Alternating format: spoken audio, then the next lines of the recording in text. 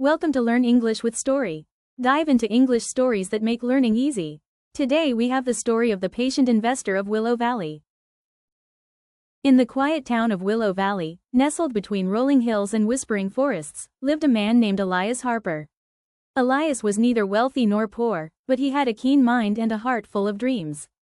Unlike his neighbors, who chased quick fortunes through trading crops or speculative ventures in the nearby city, Elias believed in the power of patience.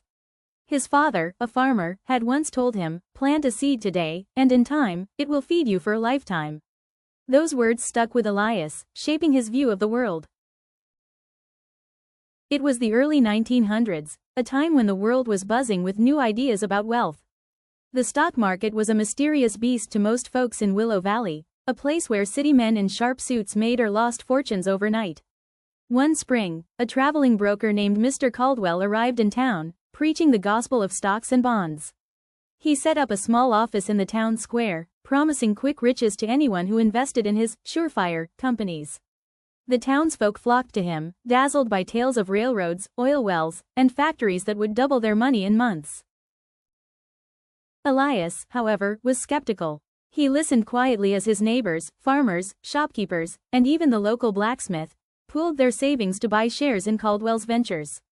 "Why wait years for crops to grow when you can grow your money in weeks?" they said, laughing at Elias's caution. But Elias had been reading books about markets, borrowed from the town's modest library. He learned that stocks, like crops, needed time to mature. Rushing into investments without understanding them was like planting seeds in rocky soil. One evening, at the town hall where Caldwell was hosting another pitch, Elias raised his hand. "Mr. Caldwell," he said calmly, "your companies sound promising, but what happens if the market turns? How do we know these profits will last?" The room fell silent. Caldwell, adjusting his spectacles, gave a slick smile. "Young man, the market rewards the bold, not the timid. Hesitate, and you'll miss your chance." Elias didn't invest that night. Instead, he went home and pored over his books, studying companies that built things of lasting value, steel mills, railroads, and telegraph lines. He decided to invest his modest savings, inherited from his father, in a single company, the Transcontinental Railroad. It wasn't flashy like Caldwell's oil stocks, but it was solid, connecting cities and carrying goods across the country. Elias knew it would take years to see significant returns, but he was prepared to wait.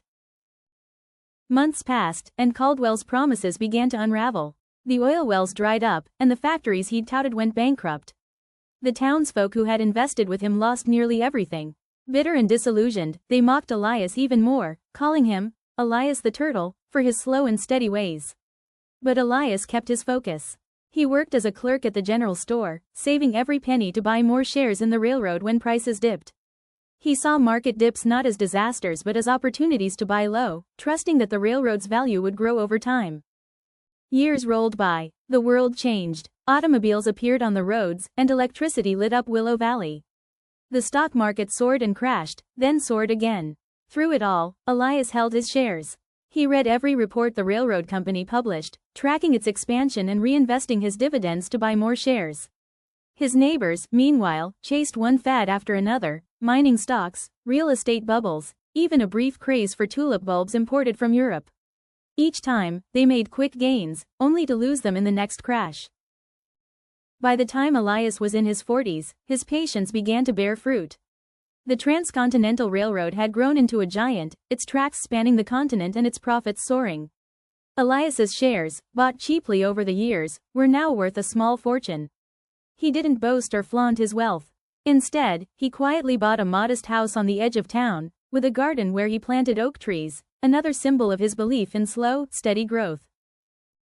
One autumn day, a new generation of townsfolk gathered at the local tavern, grumbling about their latest losses in a speculative mining venture.